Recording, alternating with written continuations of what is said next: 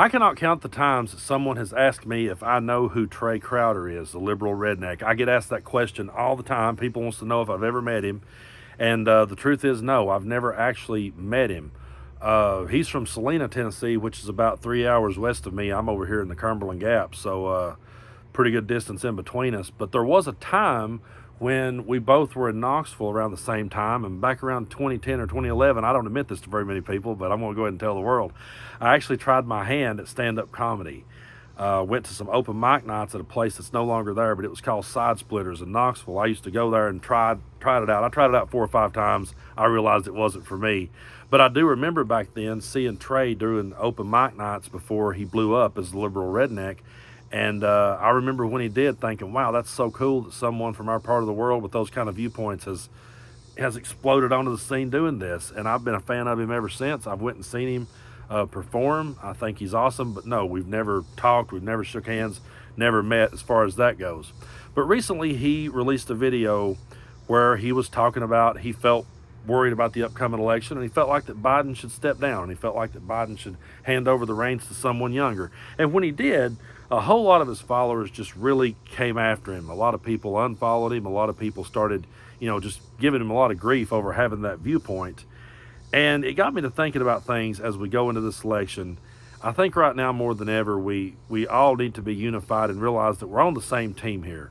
I'm not going to show the original video that Trey did where he called for Biden to step down, but I want to play right now the video that he released after that, addressing the backlash that he got for that stance, and then I want to talk more about it with y'all. Okay, so people are mad at me because I said Joe Biden should drop out.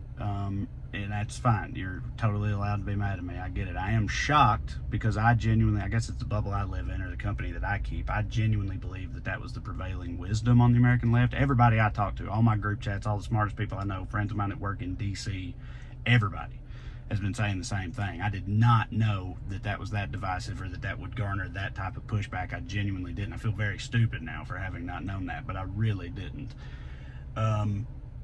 But people say I should delete it, whatever. That feels like cowardly or disingenuous to me. I just don't like that. I said what I said, I feel like I should stand by it, even though people, are not with it. We're not always going to agree. I don't know what else to say. I thought we were united in this dread about Biden's mental state and his ability to beat Trump in the fall, because that's all that matters at the end of the day, right? That's how I feel. I like Joe Biden. I've defended the hell out of him. I'll vote for him again gladly and support the shit out of his administration too.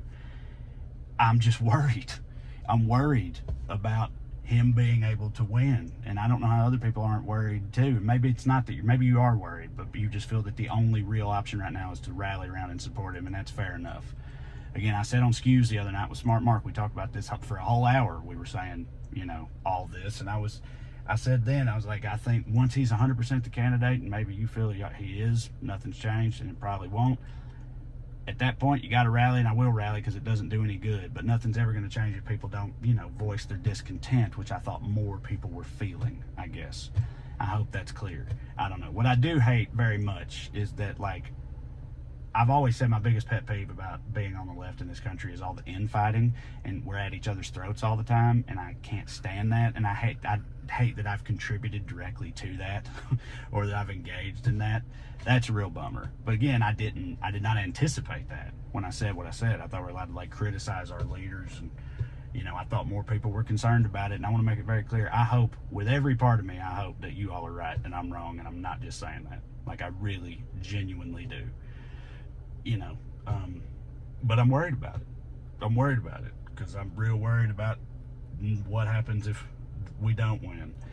And, I know I'm not the only person who's concerned out there, but I guess, if you think it's just not helpful at this point in time to, be on that particular soapbox, then fair enough. But I said it, and like I said, I hope you guys are right. And also everybody that said they're gone forever, that's a bummer, depending on how long you've been around. If it's been 8 years of stuff you love and one misfire, that's a real shame, but that's your prerogative too. And if you do stick around, I think you'll love most of the rest of them too, coming in the future. But that's up to you. I'm just glad people have been here at all, okay? That's all I really know how to say about it. I do still love y'all, all right? The truth of the matter is, folks, we're all worried about this election if we be honest with ourselves. Every one of us is very concerned about this one. We've used the phrase that it's the most important election of our lifetime every election. but this one truly is the one that has more people worried than ever before. Now, I haven't called for Joe Biden to step down and don't plan on it because I think we need to be unified behind Joe Biden until he says otherwise. I think what Donald Trump wants right now more than ever, he wants chaos on the left because he thrives on chaos. So I don't feel it's productive to have the conversation of Joe Biden stepping down. I don't feel it's productive to ask him that question every time you get a microphone. Is he stepping down? I think right now more than ever, we need to be unified as a party, and we need to realize the threat that Donald Trump poses to democracy. So I will say up front that I was a little disappointed myself in Trey's video when I first saw it. I was like, dang, I really wished he'd have came from another angle. But here's the thing, folks. He has every right to that opinion, and he has every right to be worried about things. The truth is, we're all worried and we're all concerned.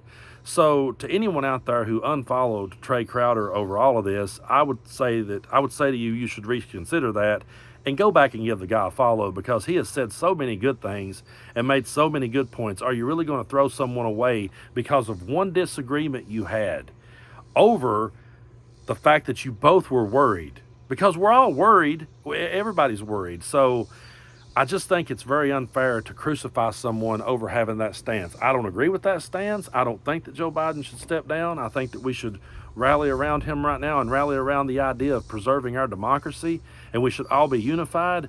But I'm not going to crucify someone for disagreeing with me, or I'm not going to crucify someone for being worried and having their own opinion about this, because that's what Donald Trump wants. He wants that chaos. He wants that division. And I don't think, going after someone like that who's done so much good and said so much good, I don't think going after them and unfollowing them is very productive at all. I think right now we all need to understand that we're worried, and we have to understand that we all have a right to be worried. But we need to unite on the side of democracy, and we need to understand that we may not always agree on everything. We may not see things the same way.